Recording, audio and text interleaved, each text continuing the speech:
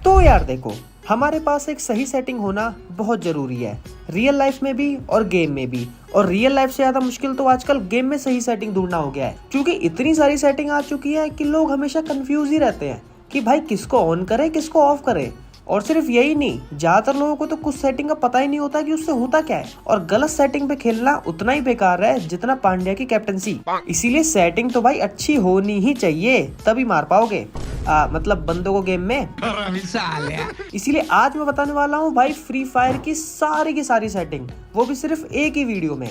क्योंकि होता क्या है कि लोग ना कुछ कुछ सेटिंग ही बताते हैं, जैसे कि कंट्रोल सेटिंग बताएंगे या फिर कुछ कुछ डिस्प्ले सेटिंग बताएंगे, फिर ना कुछ सेटिंग छूट जाती है, फिर लोगों को भटकना पड़ता है। लेकिन इस वीडियो में मैं तुम्हें A to Z सारी की सारी सेटिंग बताऊंगा फ्री फायर की, कि किससे क्या होता है, जिससे कि सिर्फ एक ही वीडियो को देख के आप अच्छे से सीख जाओगे, कहीं भटकने की जरूरत है ही नहीं। तो फटाफट से शुरू करते हैं। लेकिन भाई इस वीडियो को ना आप लाइक जरूर कर देना, क्योंकि इस वीडियो में भाई बहुत मेहनत लगी है।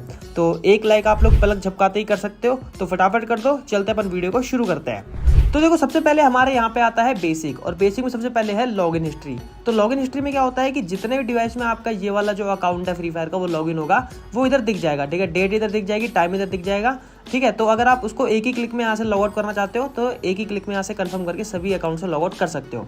उसके बाद है ऑटो डाउनलोड रिकमेंडेड रिसोर्सेज। इससे क्या होता है, इसको अगर आप ऑन कर दोगे तो यहाँ पे जो भी आपका, मान लो कि नया मैप आया है या फिर लोन वुल्फ का कोई नया मैप आया है या फिर कोई भी मतलब यहाँ मान लो कोई बंडल आया है, तो उसको ये अपने आप डाउनलोड कर देगा। तो मैं बोलूँगा कि इसको ना आप ऑफ रखना, जिससे कि भाई फालतू की चीज़ें डाउनलोड ना हो। उसके बाद आता है सेटिंग सिंक। इससे क्या होता है कि इसको आपको ना पहले जाते ही अपलोड कर देना है। उसके बाद आप चाहें अपनी कुछ भी कस्टम एचओडी को इधर से उधर कर दो। ठीक है, कुछ भी इधर से उधर कर दो और सेव कर दो। उसके बाद आपको यहाँ पे आके डाउनलोड पे क्लिक करना है। आपकी एक ही क्लिक में पूरी की पूरी कस्टम एचओडी वापस वैसे ही सेट हो जाएगी। तो ये एक बहुत ही ज़्यादा बढ़िया ऑप्शन है, आपको हमेशा अपलोड करके रखना है अपनी जो भी आप कस्टम एचओडी को यूज़ करते हो। फिर ब्राउजर को आपको हमेशा क्लियर कैश करते रहना है, इससे आपका कैशे जो है वो क्लियर होता रहेगा। उसके बाद आपका कोई नेटवर्क इशू होता है तो आप इसके यहाँ पे सेंड रिपोर्ट करके भेज सकते हो, है ना, जिससे कि आपका नेटवर्क इशू जो है वो थोड़ा बहुत ठीक हो सकता है। फिर आती है हमारी सेंसिटिविटी। ठीक है, सेंसिटिविटी को मैं ज़्यादा लंबा नहीं खींचूंगा, आप इसको 100 कर लेना। रेड डॉट से कुछ फर्क पड़ता नहीं है। 2x स्कोप और 4x स्कोप को 80-80 रखना, और स्नाइपर स्कोप को आप लोग रख सकते हो 30 to 40 के बीच में रख लेना, और फ्री लुक को रख लेना 20 के आसपास। ठीक है, क्योंकि फ्री लुक बहुत ज़्यादा सेंसिबल होता है। तो ये सेंसिटिविटी है। बाकी आप जनरल सेंसिटिविटी को थोड़ी बहुत कम भी कर सकते हो, वो आपके डिवाइस पे डिपेंड करता है। ज़्यादा अच्छा डिवाइस है तो थोड़ी बहुत कम करके उसको एडजस्ट कर सकते हो। फिर आता है कंट्रोल। कंट्रोल में देखो, एम प्रिसीजन को अगर आप डिफॉल्ट पे रखोगे ना, तो आप जब भी किसी के ऊपर फायर करोगे तो आपका जो एम है वो अपने आप उसके ऊपर चिपकेगा। अगर थोड़ा बगल में ही फायर करोगे तो सामने वाले बंदे पे एम चिपकेगा, और साथ में जो स्कोप को ऑन ऑफ करोगे दूर वाले बंदे पे, तो भी अपने आप स्कोप से सामने वाले बंदे पे अपने आप एम चले जाएगा।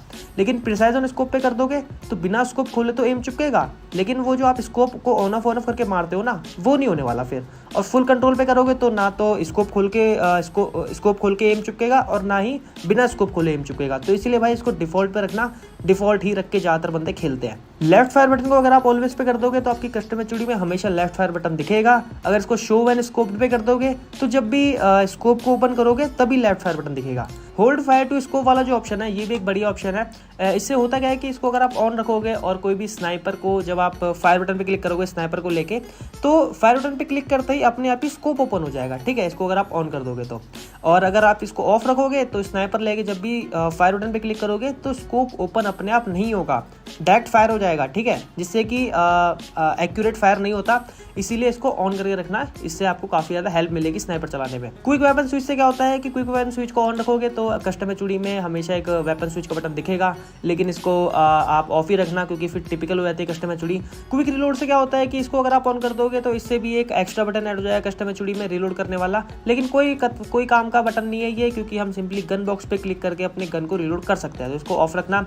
Reload progress on cross head से क्या होता है कि इसको ऑन कर दोगे और जब भी अपनी गन को रिलोड करोगे तो ना एक रिलोड की एनिमेशन आएगी आपकी स्क्रीन पे, जिसका कोई फायदा नहीं है, कुछ फर्क नहीं पड़ने वाला। निब्बे यूज करते हैं उसको, आप इसको ऑफ रखना। फ्री लुक से क्या होता है कि अगर आप इसको ऑफ कर दोगे तो आपको 2 ऑप्शन कम दिखेंगे, लेकिन ऑन करते ही आपको दिखेगा स्प्रिंट और ड्राइव। ठीक है, स्प्रिंट, अगर आप स्प्रिंट को ऑन करोगे तो जब भी आप भाग रहे होगे तो आप फ्री लुक से अपने मतलब सीधे भागते हुए पीछे आगे पीछे ऊपर नीचे हर जगह देख सकते हो। वैसे ही सेम ड्राइव में आप इसको ऑन रखोगे तो जब भी आप ड्राइव कर रहे हो तो आप चारों तरफ का व्यू देख सकते हो। ऑटो स्विच गन से क्या होता है कि मान लो आपके पास 2 गन है और एक गन के अंदर एमओ पूरी की पूरी खत्म हो चुकी है। जैसे सपोज उसके अंदर एक एमओ है और आपकी जो दूसरी गन है उसके अंदर है एमओ, ठीक है। तो आपकी जो जिसके अंदर एक एमओ है ना, उसको अगर आप जैसे ही फायर कर दोगे आपकी तुरंत अपने आप ही दूसरी गन स्विच हो जाएगी जिस गन के अंदर एमओ है। बीआर स्कोर बोर्ड से क्या होता है कि इसको आप ऑन रख दोगे तो क्या होगा कि यहाँ पे देखो 2 दिख रहे होंगे, BR scoreboard access type, tap और होल्ड। इससे होता क्या है कि जैसे कि हम डुओ खेलते हैं या फिर स्क्वाड में खेलते हैं तो हम ना इससे अपने टीममेट की लूट देख सकते हैं। अपने सिंपली अगर यहाँ पे टैप पे कर दोगे तो जो आप जहाँ पे चारों टीममेट का नाम दिखता है उस पर टैप करोगे तो आपको दिख जाएगा कि उसके पास कितनी ग्लू वॉल है, कितनी मेड किट है। और अगर इसको होल्ड पे रखोगे तो जहाँ पे नाम होता है ना उसको क्लिक करके रखना है आपको, तब आपको वो जो सारा का सारा स्टैट्स है वो दिख जाएगा कि किसके पास कितनी ग्लू वॉल है, जिससे कि ना कोई झूठ नहीं बोल पाएगा। हम अपने प्लेयरों से ग्लू वॉल मांगते हैं, वो झूठ बोल देते हैं कि भाई हमारे पास नहीं है। तो ये भी एक बढ़िया ऑप्शन है। आइटम फाइंडर से क्या होता है कि इसको अगर आप हमेशा ऑन रखोगे तो आपके जो आसपास जो भी आइटम होगा ना, जैसे कि घर के अंदर कुछ मेडिकेट पड़ी हुई है तो वो अपने आप दिखती रहेगी आपको स्क्रीन के अंदर, ठीक है। आपको जाके वहाँ पे ढूंढने की जरूरत नहीं है, आपको दूर से ही दिख जाएगी जिससे कि आप वहाँ पे जाके ले सकते हो, ठीक है। तो वो पूरे मैच में आपको ये आइटम जो है वो फाइंड करके आपको दिखाता रहेगा स्क्रीन के ऊपर। लेकिन रिकमेंडेड टाइम पे कर दोगे तो क्या होगा कि आपको सिर्फ शुरुआत के 2 या 3 मिनट के लिए दिखाएगा, क्योंकि शुरुआत के 2-3 मिनट ही हम लूट रहे होते हैं गेम के अंदर, तो इसीलिए इसको रिकमेंडेड टाइम पे रखना। ग्रेनेड स्लॉट से क्या होता है कि अगर आप इसको सिंगल स्लॉट पे क्लिक करके रखोगे तो आपका जो ग्लूवल वाला बटन है और ग्रेनेड वाला बटन है वो एक ही रहेगा। लेकिन अगर इसको डबल स्लॉट पे कर दोगे तो ग्रेनेड वाला अलग हो जाएगा जिसके अंदर ग्रेनेड और फ्लैश बैंग और स्मोक ग्रेनेड ये सब हो जाएगा, और एक बटन आपका एक्स्ट्रा ऐड हो जाएगा जिससे आप लोग ग्लू वॉल लगा सकते हो। तो आप इसको डबल स्लॉट पे करके रखना। ग्लू वॉल स्मार्ट थ्रो से क्या होता है कि अगर आप इसको ऑन कर दोगे तो आप जैसे ही ग्लू वॉल पे क्लिक करोगे तुरंत ग्लू वॉल लग जाएगी, फायर बटन पे क्लिक करने की जरूरत ही नहीं है, ठीक है। तो ये अभी जो लोग हैं काफ़ी कम लोग खेलते हैं ग्लू वॉल स्मार्ट थ्रो से। आप लोग स्नाइपर यूज़ कर सकते हो, स्नाइपर यूज़ करते हो तो आप इसको ऑन कर सकते हो, बाकी तो इसको ऑफ ही रखना। परमानेंट ग्लू वॉल बटन को भाई हमेशा ऑफ रखना, क्योंकि इससे क्या होगा कि जस्ट सपोज आपके पास ग्लू वॉल नहीं भी है ना, मतलब है ही नहीं आपके पास, एक भी ग्लू वॉल नहीं है, तो भी वहाँ पे वो बटन दिखता रहेगा कि 0 ग्लू वॉल, ठीक है, जिसका हमें कोई काम नहीं। भाई ग्लू वॉल है ही नहीं तो हमें नहीं देखना ना वो बटन, है ना, हट जाए वो बटन, तो इसलिए आप इसको ऑफ रखना। रन बटन को क्लासिक पे रखोगे तो जब भी आप अपने स्प्रिंट वाले बटन पे क्लिक करोगे तो भागने लग जाओगे। ड्रैग अगर इसको सेलेक्ट कर दोगे तो आपको अपनी जॉयस्टिक को ऐसे ऊपर की साइड ड्रैग करना पड़ेगा, तब आप लोग स्प्रिंट करोगे, मतलब तब आप लोग भागोगे जैसे पबजी के अंदर होता है। और अगर मिक्स्ड पे कर दोगे तो बटन भी रहेगा और जॉयस्टिक को ड्रैग करके भी भाग सकते हो। लेकिन भाई इसको मिक्स्ड और ड्रैग मत रखना, क्योंकि हम लोग कभी भी नूब वॉक वगैरह कर रहे होते हैं तो एकदम से आपका कैरेक्टर भागने लग जाएगा, इसीलिए इसको क्लासिक पे रखना। व्हीकल कंट्रोल जो है, जो पीसी में लोग खेलते हैं वो उसको 1 हैंडेड रखते हैं और जो मोबाइल में खेलते हैं वो उसको 2 हैंडेड रखते हैं। तो मोबाइल वाले सभी के सभी प्लेयर्स को 2 हैंडेड रखना, क्योंकि 1 हैंडेड कर दोगे अगर इसको मोबाइल में तो आपको जॉयस्टिक से चलानी पड़ेगी जो आपकी गाड़ी है, जिससे कि आप लोग मतलब मोबाइल के अंदर बिल्कुल नहीं चला सकते जॉयस्टिक से, तो इसको 2 हैंडेड रखना। इन गेम टिप्स से क्या होता है कि जो भी सेफ जोन श्रिंक वाला टाइम वाइम होता है, ठीक है, अगर आप इसको डिफॉल्ट पे रखोगे तो सेफ जोन श्रिंक कब होने वाला है, ठीक है, वो सब आपको बीच में दिखाएगा, यहाँ कहीं पे दिखाएगा बीच में। लेकिन अगर इसको सिंप्लीफाइड कर दोगे तो आपको साइड में कोने में थोड़ा सा दिखा देगा। तो आप इसको डिफॉल्ट या सिंप्लीफाइड जो भी रख सकते हो, वो आपकी मर्जी है। एलिमिनेशन नोटिफिकेशन को अगर आप क्लासिक पे रखोगे तो आपकी जो आप किसी बंदे को मारते हो तो जो एनिमेशन आती है ना, एक बन के ऊपर कुछ आता है, जो हेलमेट वगैरह कुछ बन के आता है, अगर क्लासिक पे रखोगे तो वो एक एनिमेशन के साथ आएगा, ठीक है, मतलब हल्का सा एनिमेशन के साथ आएगा। सिंप्लीफाइड कर दोगे तो बस वो आएगा और जाएगा। क्रॉस हेयर टाइप अगर क्लासिक पे रहेगा तो आपका जो सदियों से क्रॉस हेयर चला आ रहा है, जो बीच में एम जिसको बोलते हैं ना हम लोग, जो सदियों से क्रॉस हेयर चला आ रहा है वही दिखेगा। न्यू पे कर दोगे तो भाई वो गोल सा क्रॉस हेयर शायद दिखने लग जाएगा, ठीक है। तो इसको आप क्लासिक करके रखना, क्योंकि वही उसी से आप लोग ज़्यादा रिलेट कर पाओगे। डैमेज इंडिकेटर अगर आपका क्लासिक पे रहेगा तो जब भी आप ड्रैग करोगे तो बॉडी पे तो आपका येलो कलर का डैमेज दिखेगा और हेड पे रेड कलर का दिखेगा, और जो डैमेज है वो थोड़ी ज़्यादा देर तक स्क्रीन पे रहेगा, ठीक है। लेकिन अगर इस जो डैमेज इंडिकेटर है इसको न्यू पे कर दोगे तो बॉडी पे देखो वाइट कलर का डैमेज आ जाएगा और हेड पे जो है वो रेड कलर का ही रहेगा, लेकिन जो डैमेज है वो जल्दी जल्दी स्क्रीन से आपका हटता रहेगा। तो आप इसको भी जो मर्जी रख सकते हो। उसी के नीचे ये जो हिट मार्कर वाला ऑप्शन है, अगर आप इसको क्लासिक पे रखोगे और फिर आप जब किसी को फायर करके देखो, गौर से आप बीच में एम को देखना, हो क्या रहा है, जब भी मैं फायर कर रहा हूँ तो बीच में ना देखो एक रेड कलर का क्रॉस दिख रहा होगा आपको। लेकिन अगर आप इसको हिट मार्कर को, जैसे कि कहाँ गया ये हिट मार्क को, अगर आप न्यू पे कर दोगे तो जब भी आप फायर करोगे तो बीच में रेड कलर का क्रॉस दिखेगा, ठीक है। तो आप इसको जो मर्जी रख सकते हो, इस पर तो कोई मतलब ध्यान जाता भी नहीं है, ठीक है। तो आप इसको जो मर्जी रख सकते हो, रेड मतलब न्यू रख लेना, कोई दिक्कत नहीं है। टीममेट इन्फो अगर क्लासिक पे रहेगा तो आपका जो टीममेट है वो आपके पास आए चाहे दूर जाए, उसका जो नाम है वो सेम वैसा ही दिखेगा। लेकिन ट्रांसलूसेंट कर दोगे तो जो आपका कोई टीममेट आपके पास आएगा तो उसका नाम जो है वो थोड़ा सा मतलब उसकी ओपेसिटी कम हो जाएगी, और थोड़ा दूर जाएगा तो वो सिंपल आपका वो नाम दिखेगा अच्छे तरीके से पूरा वाइट। तो आप इसको ट्रांसलूसेंट रखना। टीममेट निकनेम को अगर आप हाइड कर दोगे तो जो भी आपने अपने टीममेट का निकनेम रखा होगा, जो भी हैशटैग में हम लोग रखते हैं, तो हाइड कर दोगे तो गेम में वो निकनेम नहीं दिखेगा, सिंपली नाम दिखेगा। डिस्प्ले कर दोगे तो जो गेम के अंदर भी आपको टीममेट का हैशटैग वाला नाम दिखेगा। ऑटो पिकअप में यहाँ पे जितने भी आपको दिख रहे हैं ना, ये वेपन, आर्मर, बैकअप, ये आपको सबको ना ऑन रखना है, ठीक है, जिससे कि भाई सारे के सारे जो हैं आपके जल्दी जल्दी आपके बैग में आएंगे। और नीचे सबसे पहले देखना ऑटो पिकअप स्पीड लिखा होगा, इसको आपको फास्ट पे रखना है, ठीक है, जाके चेक करना है, डिफॉल्ट पे होता है, आपको इसको फास्ट पे रखना है, जल्दी जल्दी आपके बैग में लूट आएगी। उसके बगल में जो प्रायोरिटी वाला ऑप्शन है, इससे क्या है कि जैसे मान लो आपके पास कहीं पे लूट में मेडिकिट और एमओ पड़े हुए हैं, ठीक है, मेडिकिट पड़े हैं और एमओ पड़े हैं, तो क्या आपके बैग में पहले आना चाहिए, मेडिकिट पहले आनी चाहिए या एमओ आना चाहिए, ठीक है। अगर आप चाहते हो कि एमओ पहले आए, मेडिकिट बाद में आए, आप इसको ज़्यादा प्रायोरिटी देना चाहते हो, तो यहाँ पे सिंपली ऊपर वाले बटन को क्लिक कर देना, तो ये एमओ देखो, एमओ ऊपर आ जाएगा, मतलब अब कहीं पे एमओ मेडिकिट पड़े होंगे तो एमओ आपके बैग में पहले आएगा। ऐसे सिंपली अगर आप ग्रेनेड को सबसे पहले लेना चाहते हो तो ग्रेनेड को ऊपर ऊपर ऊपर भेज दो, देखो ग्रेनेड सबसे ऊपर आ गया। तो वैसी प्रायोरिटी में आप इसको रख सकते हो। वैसे ना ये जो प्रायोरिटी आप इसको रीसेट ही करके रखना, ठीक है, यहाँ पे कोई दिक्कत नहीं है। ऊपर ये जो क्लासिक मोड है ये वो बड़े वाले मैप के लिए है, जो भी हम BR रैंक खेलते हैं, और जो टीम क्लैश मोड है ये है उसके लिए, क्लैश स्क्वाड के लिए, कि इस क्लैश स्क्वाड के अंदर क्या प्रायोरिटी चाहिए। तो आपको सिंपली प्रायोरिटी को छेड़ने की कोई ज़रूरत नहीं है।